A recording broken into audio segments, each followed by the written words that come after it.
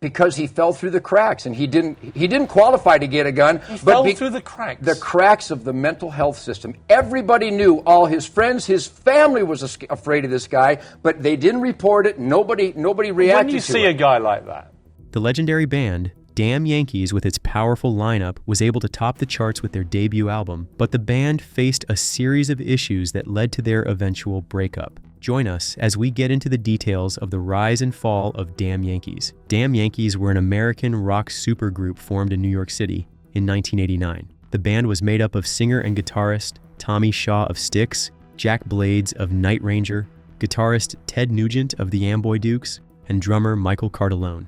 The rise and fall of Damn Yankees is a story of one of the most iconic bands in rock music, with moments of breakthrough and moments of career failure. The band was a combination of well-established musicians from iconic bands into one powerhouse. As a band, they faced their share of success, internal struggles, and a collapse due to personal differences. Aside from that, the pressures from the music industry were another trouble they had to battle with.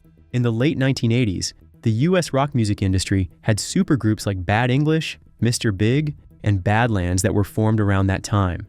During this same period, Shaw, Blades, and Nugent were put together by the iconic John Kalodner as Damn Yankees. At that time, most rock fans were aware of the career decline facing the three artists, but only Kalodner had the wisdom to see how well they could work together. Before the formation of the band, Ted Nugent's career seemed quiet, and at some point, some persons in the industry even counted him out. Nugent wasn't the only one struggling at the time, as former Styx frontman and guitarist Tommy Shaw was trying so hard to push things up for himself and going on a solo career, having released 3 albums, and being caught in between the internal conflict going on with Dennis DeYoung over the band, Styx. On the other hand, Night Ranger's bassist Jack Blades was still trying to go through the pain he was facing with the breakup of his band. John Kalodner was regarded as an expert in reviving the careers of struggling artists. Before then, he had helped Aerosmith and Whitesnake to reinvent themselves, and he had the same plan for Tommy Shaw, Jack Blades, and Ted Nugent. Things started getting together when Shaw and his manager called Kalodner's office asking for Nugent's number, and Kalodner claimed that Nugent thought the idea was initially stupid, but after much convincing, he gave it a try. The early days of 1988 initially saw Shaw and Nugent jamming together on acoustic guitars and coming up with the song Come Again, which ended up on the group's debut album. At that time, the band had a part-time player on bass. While Nugent and Shaw bonded so much, Kalodner at that time felt like the band was missing something, so he thought of adding Jack Blades to the lineup. So that was when he came up with the idea to have the 3 of them have a supergroup. Fortunately, Kalodner was already involved in hit records by Aerosmith and Whitesnake, and his post at Geffen was able to put him in a unique position to get the managers for Blades, Nugent, and Shaw on the phone. According to Kalodner, he had to start with Shaw's rep at the time, Bud Prager. After speaking with the rep mentioned that he would love to ask Tommy first. After that, he went on to talk to Doug Banker, Ted Nugent's manager, after which Kalodner had to convince them to all get together and meet at Bud Prager's office in New York. They had a small rehearsal room there, and they played together for a few minutes and decided that they would give it a try. So it was more like a fantasy that he had to put these people together. None of them even knew it or had even thought about it before that time.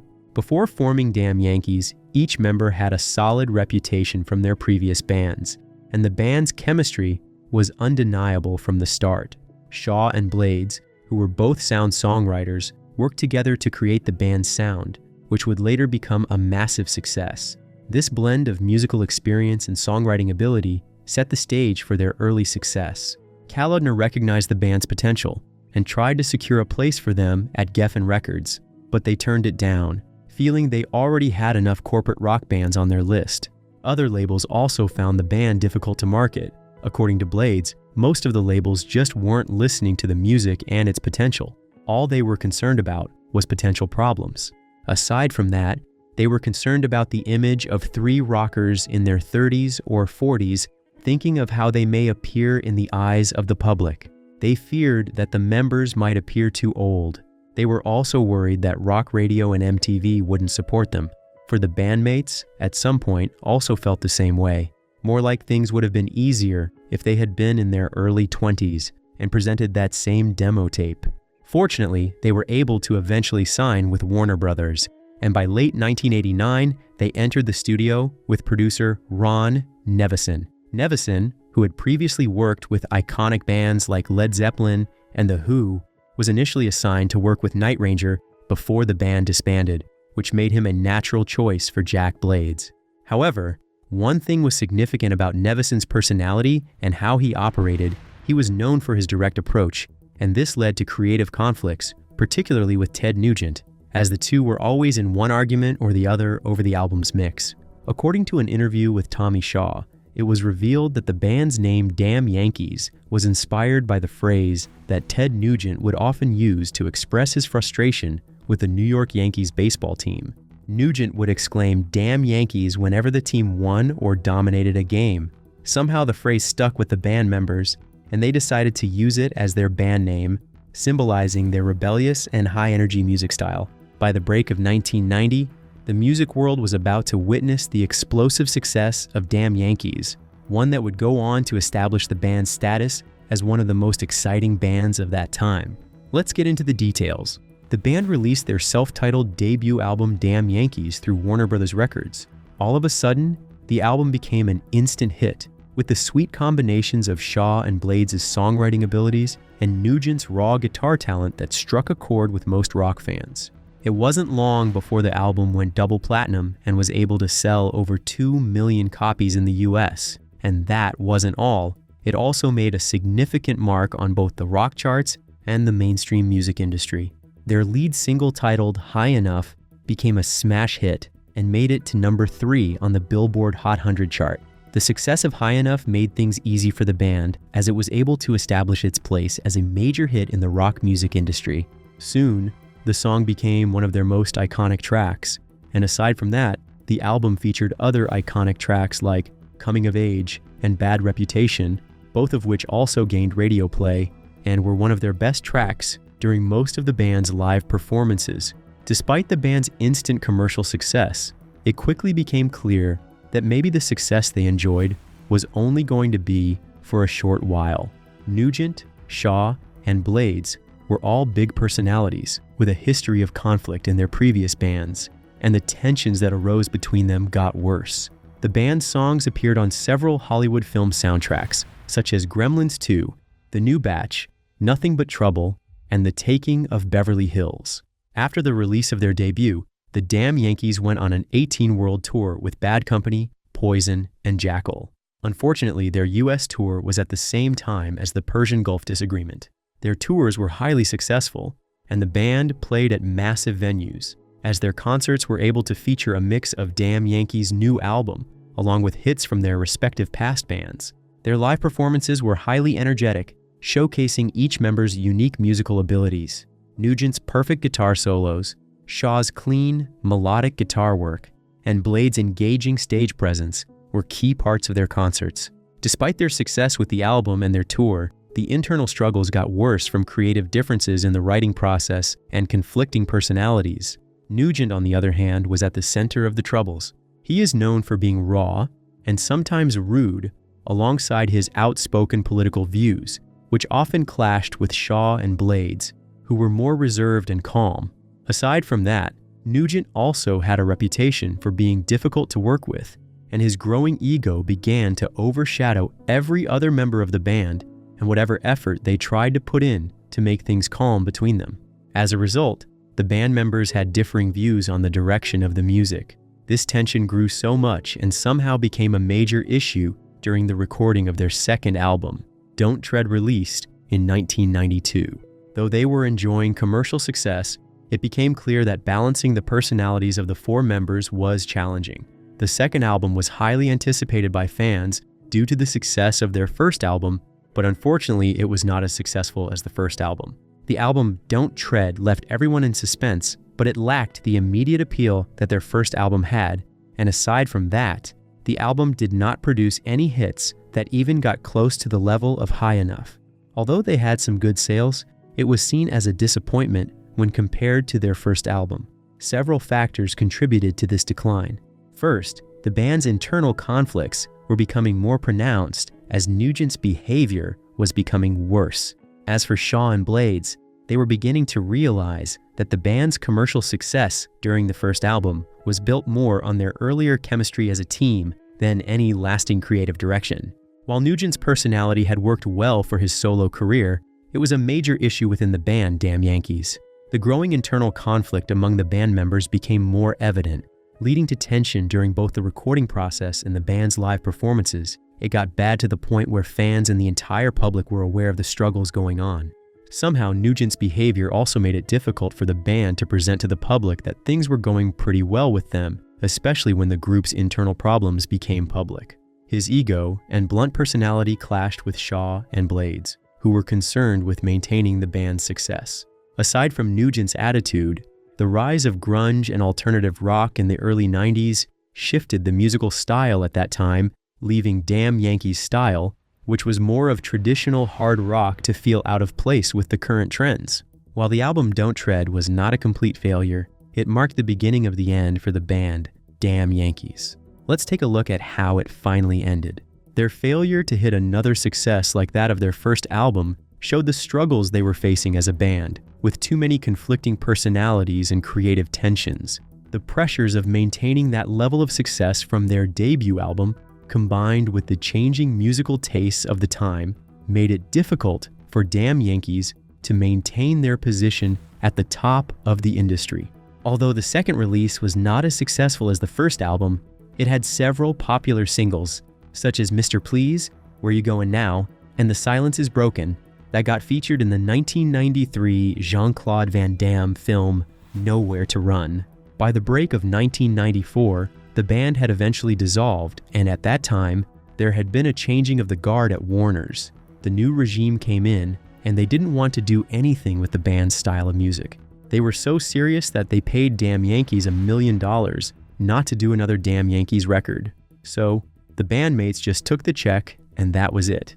To Damn Yankees, it was more like they had sold so many records, and the next thing was that they got $1 million to not do any more records. Well, unfortunately, that was how much nobody wanted anything to do with that era, style of music, and Damn Yankees. Before then, there was a series of accusations against Ted Nugent due to his use of discrimination in his music and stage shows. He denied the allegations, citing his adoption by a Native American tribe and his respect for Native American culture.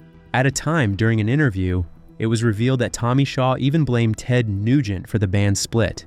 In response, Nugent mentioned that he knows Shaw didn't mean what he said, describing how there were no frictions, but sometimes all they had were just mere arguments. Nugent further mentioned that it was more like he would come up with something spicy, they would argue about it, and if he is able to win the case, then it stands.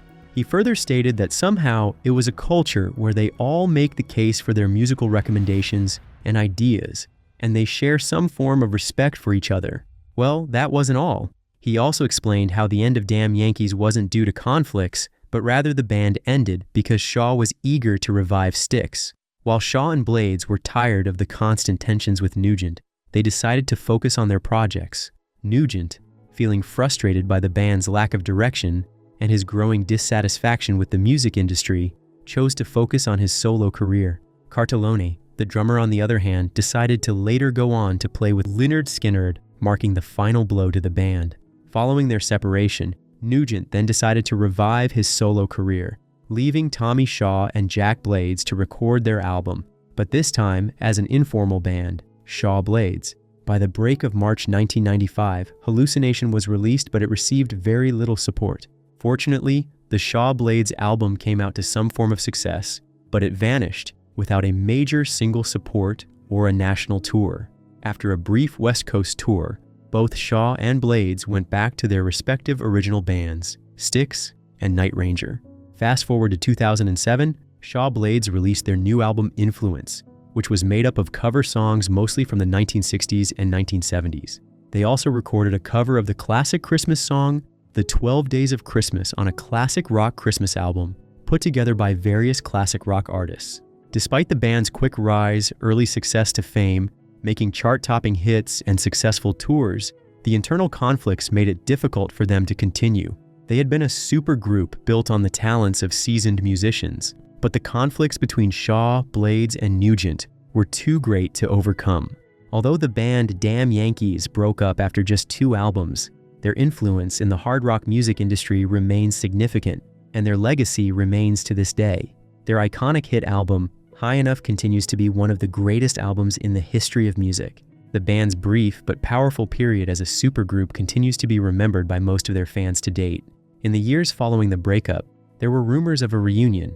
By 2007, the band did reunite for a brief tour to celebrate the 20th anniversary of their debut album, but this was short-lived. Aside from that, there was no new material or lasting reunion as a result of the brief tour. Somehow it was speculated that Nugent's public presence and ongoing controversies made a full reunion unlikely. One time, it was stated that one thing that affected the album was that the tour to support the album had to be rescheduled due to Nugent's hunting schedule. Speaking during an interview, Nugent revealed that it's no longer a secret that his outdoor hunting is not a hobby or recreation, but a lifestyle. And as such, nothing can stand in between the period of his hunting, not even the release of their album. Nugent, on the other hand, when he was also interviewed in 2014, he also maintained the fact that the band members are still friends, but hunting is still a big part of his life, and making any commitment for a long-term tour for Damn Yankees would be difficult. According to Tommy Shaw in 2020, when he was interviewed and asked about a possible reunion, he mentioned that they never broke up actually, since they are all still best of friends. So who knows, there might be a reunion? However, he went further to state that it's hard from his end because, with Styx, he has to work so much. And to add that up with a Damn Yankees reunion, it would mean putting the members of Styx out of work for a while. So it's going to be tough for him. By the break of 1999, John Kolodner attempted to reunite the band for a new album for his label Portrait Records, but at this time, Shaw had already gotten back with his former band, Styx, and somehow it prevented the band from releasing their 3rd album. One time during an interview, Kolodner spoke about the failed 3rd record, stating that he didn't think it was quite good enough, and at the time, they needed to come up with something extra. Aside from that, he also mentioned that he was disappointed in the record, mostly because Tommy Shaw wasn't a part of it. During a break in both Night Ranger and Styx, Shaw and Blades met with Ted Nugent to record a new Damn Yankees album in 1999. However, the album, which was titled Bravo, failed to please either the band members or the prospective record labels. It was more like a total turnoff. According to Blades, some of this unused material has since surfaced on various group and solo albums of the band members. It's that album that will never come out and will always be the long-lost record. However, he also mentioned that little pieces of that have been used on his solo record. Tommy also had a song on Styx's Cyclorama record, while Ted has also done 2 or 3 of them. He further mentioned how that particular album will never see the light of day, but the ones that came out seem to be the best of it. One time during a show, Jack Blades commented about recent rumors regarding Damn Yankees when he said that he, Ted, and Tommy had been talking and hanging out, and he also went ahead to mention that there could be new music and a tour from Damn Yankees in the future. By the break of 2004, at Alice Cooper's Christmas Pudding, an annual charity concert held to benefit Alice Cooper's Solid Rock Foundation and Teen Center in Phoenix, Arizona, Damn Yankees reunited on stage. The band played some of their best hits, Don't Tread, High Enough, and Coming of Age. By January 15, 2010, at the NAMM show in Anaheim, California, the original members of Damn Yankees made a surprise appearance at the Taylor Guitars exhibit. Jack Blades, Tommy Shaw, Ted Nugent, and Michael Cardelloni performed an acoustic set on the Taylor stage, including most of their best hit songs like Coming of Age, High Enough, and the Ted Nugent anthem, Cat Scratch Fever. Sometime in 2011, Nugent decided to join Jack Blades' band Night Ranger to record an extended version of Coming of Age for their album Somewhere in California. By the break of May 2017, Cardelloni joined Night Ranger at the Wildflower Festival in Richardson, Texas, for a performance of Coming of Age. When the issue of a possible reunion came up, Cardelloni also mentioned that he and other members of the band have continued to meet and write over the years. While a new album has yet to materialize, he further stated how that does not mean the Damn Yankees are finished. They never purposefully disbanded and are keeping a reunion as an open door to this day. He said, "The rise and fall of Damn Yankees shows some of the challenges supergroups faced at that time. While they can generate massive success initially, the combination of powerful artists, creative differences, and pressures from the music industry led to their downfall. A downfall that was as sudden as their success. Despite the band's short existence, Damn Yankees left a significant mark on rock music with their hit, High Enough, and their blend of hard rock and melodic pop. The band's story serves as a reminder of how quick success can be and how internal conflicts can quickly bring down what might have been a long-lasting band.